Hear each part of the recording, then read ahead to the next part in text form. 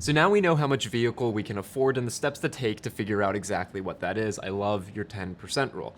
But Dad, sometimes in life, especially when you're spending this much money on a car, you've got wants. And I know salespeople and individuals ourselves, we should actually be focusing on those needs, really selling the needs. So what is the needs assessment I should be doing before I determine which vehicle I want to purchase? Ask yourself these questions. Are you going to be using the vehicle for business or pleasure? Okay. How many miles a year are you anticipating driving the car? Is it going to be a commuting car? Is it going to be the family car? Are you planning on taking a family vacation in this vehicle? And if so, how many people are you planning on taking with you on that family vacation?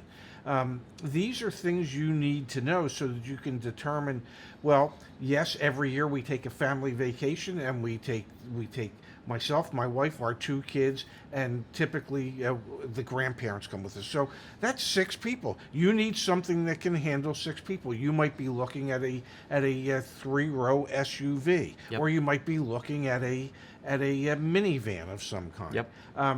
If you're using it for business, then you might not need a 3-row SUV. A mid-size or compact sedan might do you better. Yep. So these are the type of questions you need to be asking yourself so you can determine exactly what type of vehicle it is that you think you're interested in.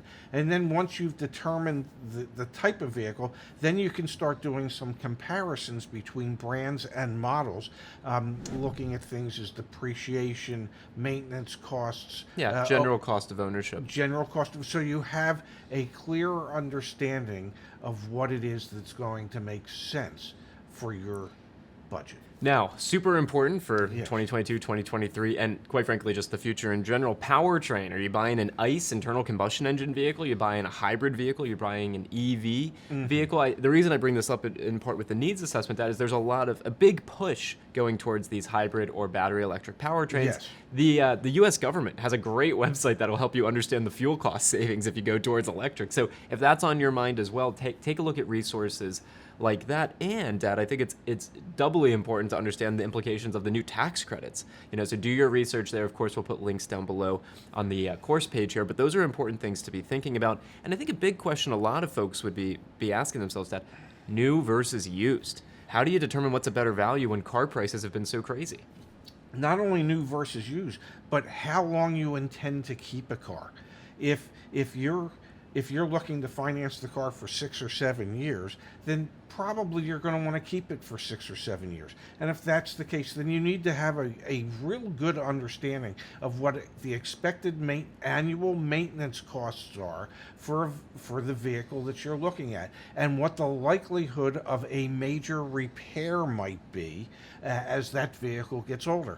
And thankfully for you, at CarEdge.com, that information is readily available so that it can help you determine whether or not A, you would want to do a new car, or Yep. B, you want to consider a pre-owned car.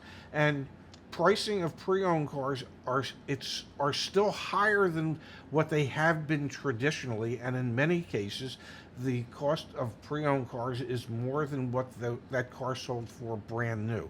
So if that is the case when you're looking at whether you should do new or used, if the used car is priced at or above what it originally sold for, then look at a comparable new car that you might be able to get at MSRP or below. Bit of a rule of thumb here that I've started to realize, Pops, is if it's a Toyota, a Hyundai, a Honda, those types of brands like a Sienna, a Carnival, etc., you're better off going new, because a lot of them still used, even by the time you're watching this, are selling for at or above their Yes. original MSRP. If you're looking for a Jaguar XF, please do not buy a new one unless you want to, and that's really like what your heart's desire is. You're better off on the Jaguar XF purchasing the used one that's depreciated 40-50% and get a warranty. Definitely get a Yes. warranty if it's a Jaguar. But a bit of a rule of thumb here: class of vehicle is definitely implicating, the price point that dealers are asking for. Absolutely.